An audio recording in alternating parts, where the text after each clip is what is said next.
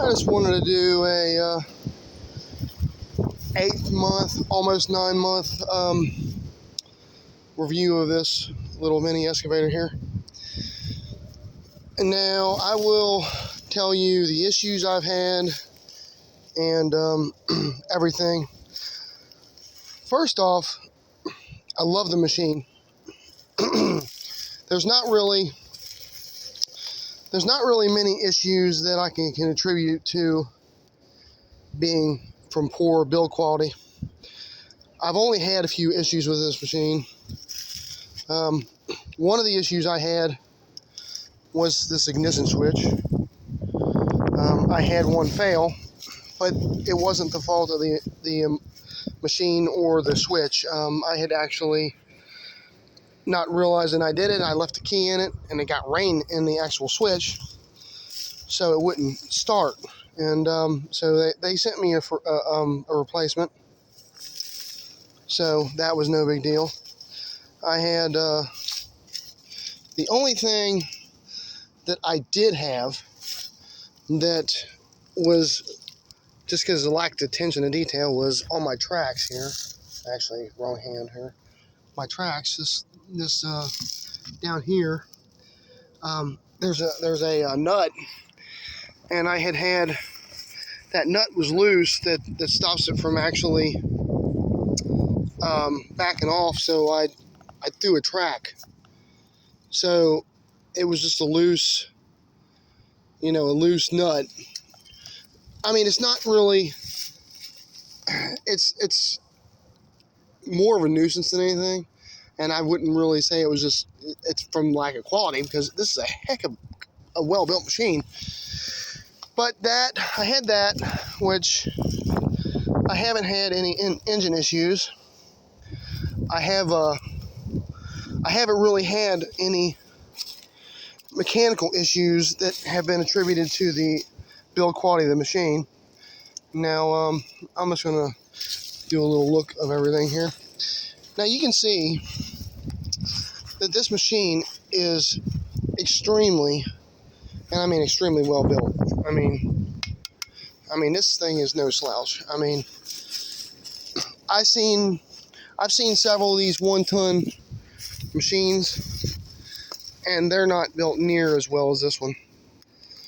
I mean, this machine, I just absolutely love the thing, man. And you can see how thick the steel is for this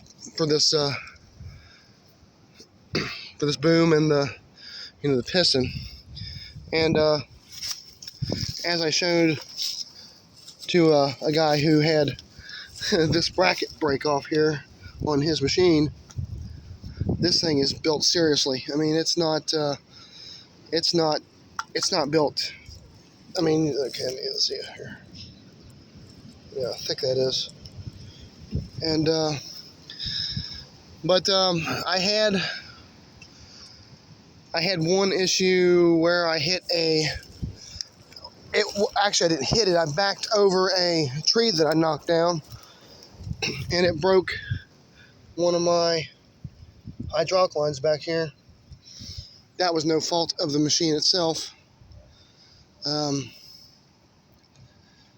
The only thing that annoys me about this machine, and I do mean the only thing that annoys me about this machine, is how hard it is to change the damn oil. It's all the way down there. You probably can't even see it in this. But I left this off from when I changed the video. From when I changed the oil. I might put it back on. I don't know. I mean, it really doesn't matter, honestly. It gives it a little more air, leaving it open. It might look a little ghetto, but it doesn't really hurt anything. And I love that right there. Even though this machine, when you pick up something big, like I've chained an engine and transmission up to it, and I mean, it picks them up, but it gets kind of tilty, So when you pick something up out, you want to put this down here, this blade. But this is a very awesome machine. This is even pretty This is actually pretty well built. It did have some scratches on the paint, which some of this is from working. Some of it did have some scratches on the paint. The paint on the actual machine was really good. This is pretty thick steel for what it is. It's pretty thick steel. This right here is extremely thick. Look how thick that is. I mean, that is some thick steel. I mean, that's crazy. And you can see that's pretty thick steel. I mean, it's not thick as this, obviously, but man, it's thick. I don't know. I don't know how strong this would be if it rolled over.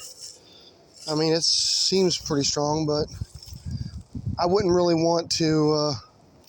I wouldn't want to bet my life that it would hold up under this much weight, because this thing probably weighs. I know it's officially it's a 1 ton, but as beefy as this machine is, I would almost think that it might weigh more than a ton. Even though there is one thing here, which this weld broke on this pedestal, which that right there was just a poor weld. I've never got it fixed, but I might want to get it fixed pretty soon, because it could actually break off with what I use this machine for. But I mean, it's been like that for most of the time that I've had this machine, and it hasn't really given me any issues. But it's more of a peace of mind thing, and I probably will just go ahead and get it done, but I just haven't yet. But let's just see how quick. Make sure I got this. Turn that back on. See how quick this thing. I haven't ran this thing in about a week. Oh wow.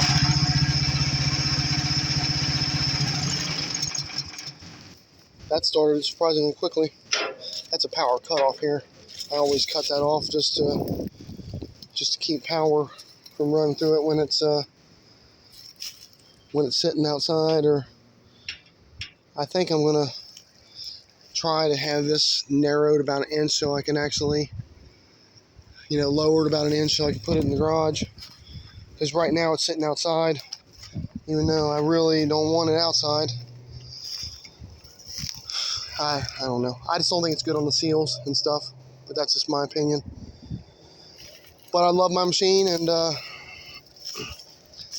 when you buy a machine like this, you got to be really careful, because there are a lot of manufacturers and you don't know what you're getting. But from my experience, and from the experience of a lot of people that I've talked to, the Ht-10 group is the best company to buy from. And this is not a sponsored video from them. I wish it was. I wish that I could. I wish they could pay me for some content, because I would love to show people what their excavator can do. I think that it would benefit their business for anybody who even has a small landscaping business who does trenches and stuff like that, and retaining walls. I mean, you could do a lot of work with this machine, and I actually intend on starting to doing small jobs with this, like digging trenches, water lines, things like that, and even possibly digging footers for people. I've got a lot of experience with this machine. I'm pretty good with it now.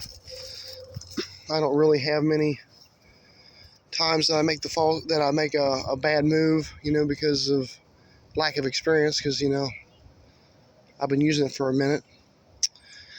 But I just wanted to show how my machine was holding up, and